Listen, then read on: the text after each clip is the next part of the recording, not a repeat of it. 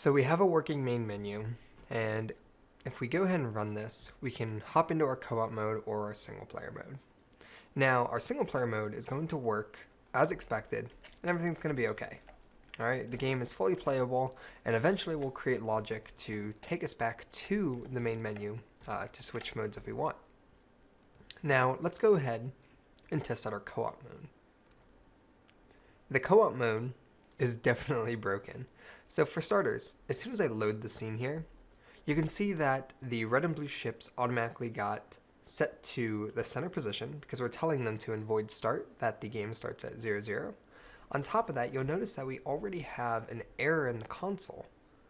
And you'll see here that we're getting null reference exceptions. And it's part of the spawn manager. And I believe it's related to us having multiple players in the scene. So for example, we have player 1 here and player 2 here. I think it's conflicting between which one to grab. So there's some things we have to fix.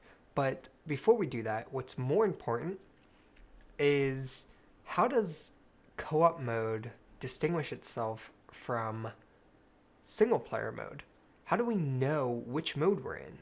So we need a way to determine, hey, if you're in this scene, then you're in co-op mode. And based on that logic, that will allow us to further develop this and create separate controls for player 1, player 2, and create all sorts of logic based on if this is co-op mode. So what you need to do is first figure out, before we fix any of these errors, is how do I know that this is co-op mode? So I'm going to give you a hint before I let you solve this on your own. And it's a question, right? There's a variable that we associate with questions.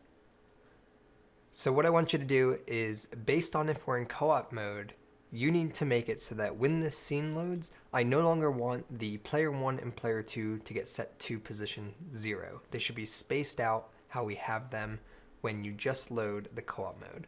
So they should look like this when you actually load the scene. I'll see you in the challenge review.